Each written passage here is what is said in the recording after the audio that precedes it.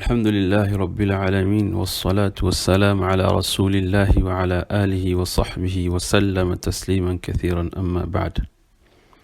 بيسونغالو كالو تريتان كوندو سامبا كلين كمناني أني بينا ننفلا سلاما كالو سلاما سان أبيمي بين ميكالو تريفولوما سامبا فلا أني موان كلين me do ka langa bato bemne langa jurmu yafa la kam nako noya amna do tritan labam nal be la ka bato noya ngi ala kan hore nan bangi baw an islam be ka bata smama albla na wala da be nyofe anga damne ka fo ko islaman nana kana fem badurum latanga min folo ye dinare folo anga flana o yada mari ni bien wala na borole kan islama ka na mari ni la ta chodi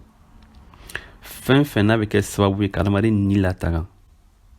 islama ka recommander sal islama ka an la shuka ko kan bina kala ka fangana wala dumri kan wadon bar koma bana ka bana wala tanga ka mo tanga bana ma ka mo kenda ka mo flage o betu aflana fin na be dankara na mari ni na islama ka dankara bela islama ka be haramuya funa kela necessité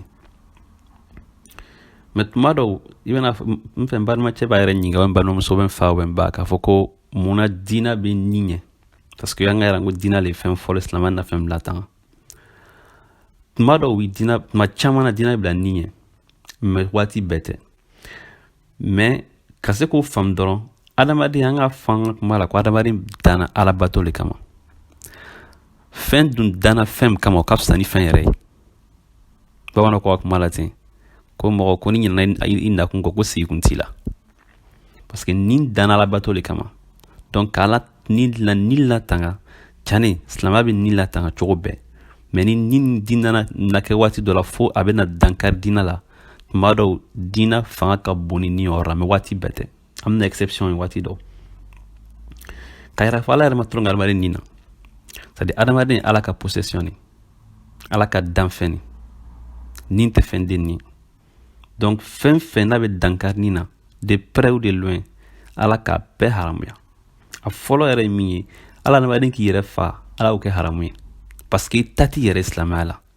c'est vraiment fa manan sago ben yaran talin yere mumin ka kuma to yi parce que mumin ka lon ko ale tata yere sago ta yere la ate fen kar la min ka yere ja abe ko beke ka be ala sago le ma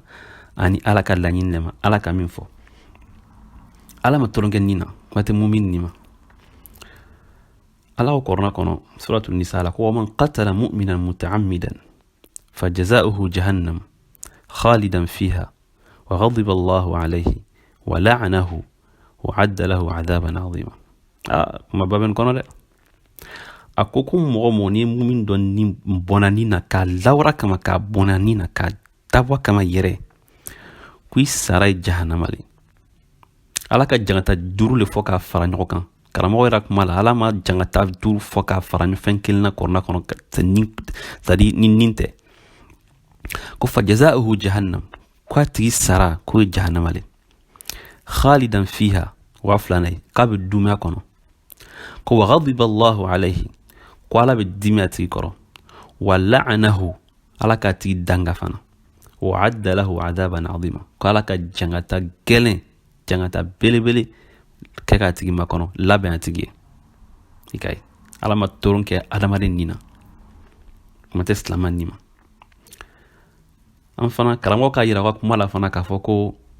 انا ما دين سيلي كوفي بس اول ما يحسب عبد الجمال كمان الصلاه سادي فين فولم وي الا كهكاي الا ني ادمارين كهكاي الا بمغو نيغا فين فولم نا كيما وي سيلي adamado nyoche fen folon be nyinga wonine est ce que kam goro bonani nawa ko yole hadith ado be lak sallallahu alaihi wasallam aqul la zawalu dunya ahwan 'inda Allah min qatl mu'min bighayri haqq ako sadi ko dunya ka wuli ka boni fen ba kono sadi dunya ana kono fen be sadi valeur ka do ala fe ka teme mu'min ninkelen kan sadi mumin do bonani na ma keni hake ko dunya ka boy ana fen ba kono c'est-à-dire u ka bon ala ma ka tɛmɛ o kan karisa dɔw bɛ kuma ko alikaba yɛrɛ parce que an fama alikaba bonya mais mumin ni ka bon lahɔrɔma ka bon ni alikaba a ka bon ni dunya ni fɛn bɛ dunya kɔnɔ donc silamɛya ye diinɛ adamaden ni lataga ni sira camanw ye a sira fɔlɔ ye min ye adamaden yɛrɛ ka adamaden faga silamɛya ko kɛ haramu ye fɔlɔ i yɛrɛ faga o wa i bɛ ka maa faga o a kɛra sugu sugu ye ni nin kɔni bilala fɛn na hali denmisɛn min bɛ kɔnɔ la a bɛɛ faga ye haramu ye silamɛya k'a bɛɛ kɛ haramu ye i man k'i yɛrɛ faga i man ka mɔgɔ gɛrɛ faga hali adamaden man k'i yɛrɛ faga parce que hali tuma dɔw bana bɛ se degré la adamaden bɛ kɛ yɛrɛ ɲɛnama yɛrɛ nege foyi t'ile la tuguni mɔgɔ bɛɛ la a tɛ daga i k'i yɛrɛ faga a filanan ala ka ni lataga ni fɛn dɔ ye n bɛ kuma ko al-qisas n'i k'a ye i b'a fɔ komi ni lataga t'a kɔnɔ qisas de ye tajuru sara ye n'i ka lawar kuma ka adamaden nin bɔn sariya bɛ hakɛ di o k'i fana faga a tigi nɔ na ala ko walakum fil qisasi hayat walakum fil qisasi haya c'est-à-dire ala ko tajuru sara ko ala ko kɛ c'est-à-dire ala ka ɲɛnamaya le bila o kɔnɔ c'est-à-dire a ko kɛ ka ɲɛnamaya latanga le cogo di parce que bon qisasu tɛ kɛ waati bɛɛ la tajuru sara mɔgɔ min ka mɔgɔ faga a tigi faga a ka bɛ an da don a la n'i k'a lawar kama ka mɔgɔ faga k'a dabɔ kama ka kɛ o ka dɔrɔn na parce que mɔgɔ min bɛ mɔgɔ kelen faga ni kelen bɔnɛ a bɛ se ka nin bɛɛ faga ala ko waman ahyaha fa ka'annama ahya an-nasa jami'a c'est-à-dire ko mɔgɔ min ka nin kelen sauver ka nin kelen lakisi k'a latanga ko a kɛra komi ka dunya nin bɛɛ le latanga ni mɔgɔ fana ka nin kelen faga a kɛra komi ka nin bɛɛ le faga أنه من قتل نفسا بغير نفس أو فساد في الأرض فكأنما قتل الناس جميعا ni ka nin kelen faga ka mɔgɔ kelen bɔnanina kɛla komi ka dunya bɛɛ le faga parce que analogie le faamuya la mɔgɔ bɛ se ka nin kelen bɔ a bɛ se ka nin bɛɛ bɔ parce que nin bɛɛ ye kelen donc o mɔgɔ sugu société la danger de sauter ma ka adamaden tɔw ni lataga ala ko ale éliminer ka bɔ yen parce que ale yɛrɛ ni lataga b'ale ni kan valeur b'a ni na ala ko o baara bila ni na n'i ma mɔgɔ dɔ bɔnna ni na n'i yɛrɛ ka yira ko i ni ka fisa ni dɔ ta ye ka dɔ bɔnna ni na o kɔrɔ i bɛ se ka sauter bɛɛ bɔnna ni na an b'i éliminer i yɛrɛ bɛ kɛ danger sauter ma mun fana charte b'a la condition b'a la min faga la ça dépend i k'a tigi faga condition min na parce que n'i k'a tigi faga est ce que hakɛ privé le wa hakɛ public le parce que hako an bɛ hako khasu bɛ hako khasu le i ka mɔgɔ dɔ de filɛ k'a tigi c'est à dire k'a tigi laɲini ka taa tigi bɔnani na o ye hako khasu ye o la o bɛ segin a tigi ka somɔgɔw n'a tigi hali n'a tigi ka somɔgɔw bɛɛ tu a tigi ka somɔgɔw c'est à dire asabaw a ko bɛ mɔgɔ min bolo olu ka jɛn ko k'i faga n'olu ma sɔn fana i tɛ faga o la o bɛɛ ye ka ni latanga ne c'est à dire k'a kɛ olu fana accord le bɛ ɲini sanni le fana ka bɔn nin na o ye fɔlɔ mais hako am c'est à dire ka mɔgɔw faga i ma mɔgɔ dɔ laɲini dɛ i ka adamadenw le comme comment dirais-je barakaw bɛ cogo min na c'est à dire i bɛna adamaden jama yɛrɛ de cɛ ma ten ka mɔgɔ laɲini c'est à dire ka mɔgɔ faga hasardement ou bien ka wuli ni kun tɛ ni sababu b'a la banabagatɔ i hakili tiɲɛna o ye fɛn wɛrɛ ye ou bien kana mɔgɔ baraka i bɔn i na adamaden ka nafolo de kɔ i ma se k'a sɔrɔ i y'a tigi bɔnna ni na o kosɔn olu bɛɛ olu de baraka kɔnɔ olu kisi yafa tɛ k'o ma parce que adamaden c'est à dire o droit public le yafa tɛ k'o ma n'i k'o kɛ n'i kɔni minɛla o la fo ni tubila n'i ma tubi kɔni kana waati ka se n'i minɛna o la a banna hakɛ foyi t'o la i bɛ faga nɔ na o ye silamɛya ka hakɛ o ye silamɛya ka kiti ye a sabanan ye min ye o le n'i ka adamaden bɔnna ni na i m'a lawara kama a tɛ daga ko i ka faga silamɛya ti a t'a ɲini k'i ka faga hali ni ya mɔgɔ ko k'a di faga i tɛ faga parce que silamɛya la o ye al-qatl al-khata c'est à dire i m'a lawara kama k'a tigi faga ni sɔngɔ de bɛ minɛ o kun kɔrɔ o bɛɛ ye ka adamaden ni latanga ne i firila ka min kɛ i m'a lawara kama bɛɛ bɛ se ka firi tuma dɔw a kɛra comme accident na mobili la i firila ka mɔgɔ dɔ tan olu sugu bɛ se ka kɛ o bɛ dɔgɔtɔrɔ yɛrɛ fana ka tuma dɔw i bɛ to fɛn na i yɛrɛ ka mɔgɔ dɔ faga olu kaw bɛ yen o tɛ lawara kama ye olu fana la silamɛya b'i ni protéger i man ka faga parce que i m'a lawara kama parce que ne tɛ danger sauter ma parce que lawurula kama tɛ o fana kɛla ka adamaden ni lataga adamaden ni i sirna ni sadi i sirna i ka fagali ɲɛ sadi k'i bɛna sa kɔngɔ sera la yɔrɔ dɔ la fo i yɛrɛ k'a lɔn n'i ma fɛn sɔrɔ k'a dun i bɛ sa ou bien n'i ma min fɛn sɔrɔ i bɛ sa hali fɛn min haramu ye adamaden ma sariya b'a daga ye daga dɔrɔn tɛ dɛ a b'a wajibiya i kan yɛrɛ le i k'a ta k'i ni latanga n'a ye o kosɔn k'i ni latanga parce que ni o tɛ fɛn den ni silamɛya kɔnɔ o tɛ fɛn den ni ala fɛ a donna juma ye adamaden tuma dɔw ni mɔgɔ y'i jagoya k'i ka kafiriya ko kɛ ou bien i ye kafiriya kuma fɔ ka sɔrɔ a t'i dusu la a bɛ daga ye n'i m'a fɔ m'i faga a bɛ daga ye i k'a fɔ k'i ni latanga mais a tɛ kana k'i dusu la dɛ kana k'i dusu la hadisa dɔ bɛ kisa dɔ bɛ sahaba dɔ tun b'o k'a minɛ ko ala tila nɛni parce que normalement adamaden wuli k'ala tila nɛni a ye mɔgɔ bɛ silamɛya kɔnɔ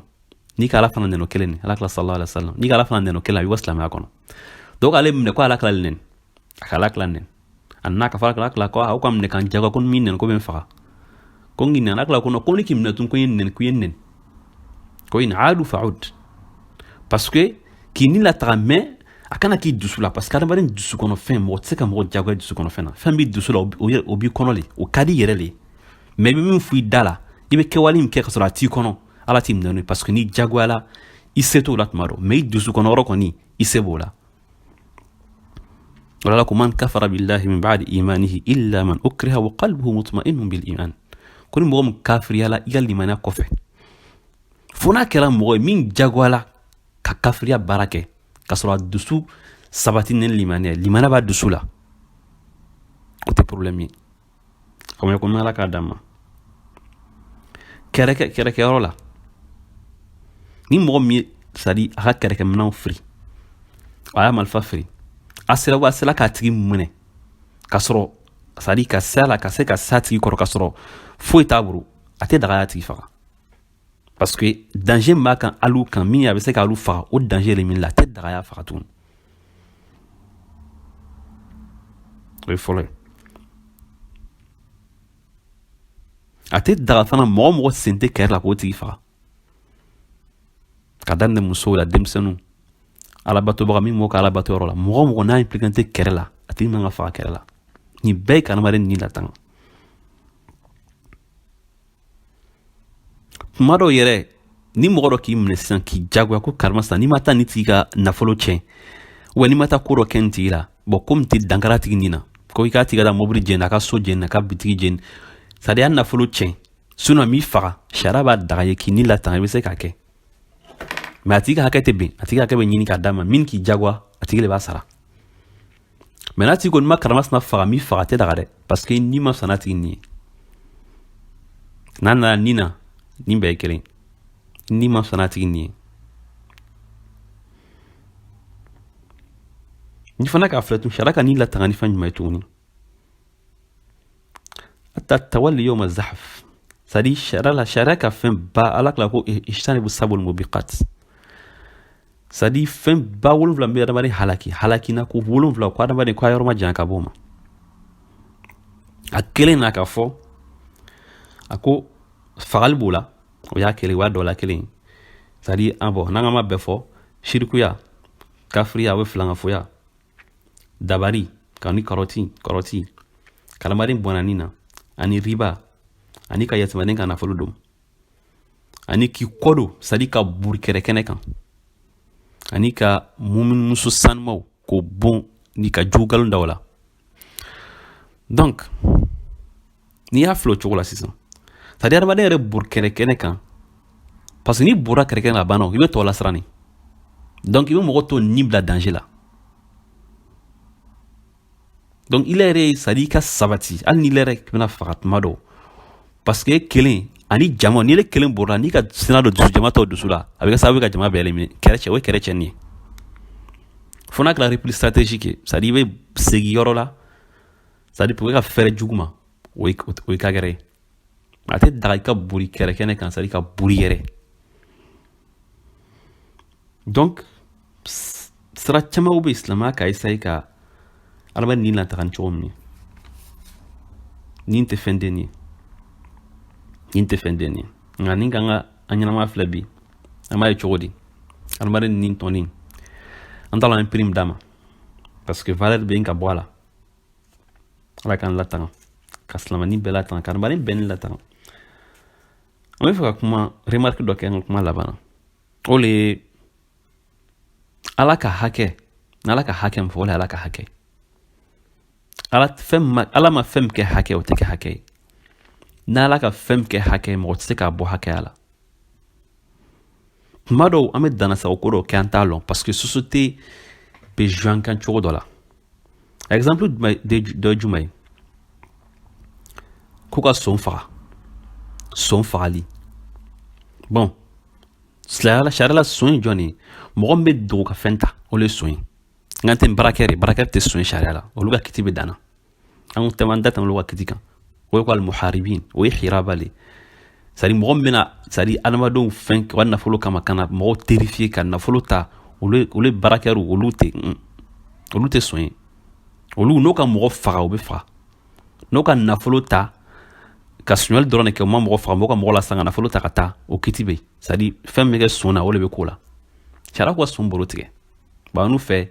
an ko non ko ça c'est à dire c'est abusif c'est à dire o tɛ adamaden ka droit de l'homme o tɛ fɛn ye maa adamaden fagala o nafolo kama tɛ m'a fɔ n balimaw ɲɛna n silamɛɲɔgɔnw an ka sabali fɛn fɛn n'ala ma kɛ hakɛ ye hakɛ tɛ adamaden ya nafolo tɛ se ka fisaya ka tɛmɛ adamaden nin kan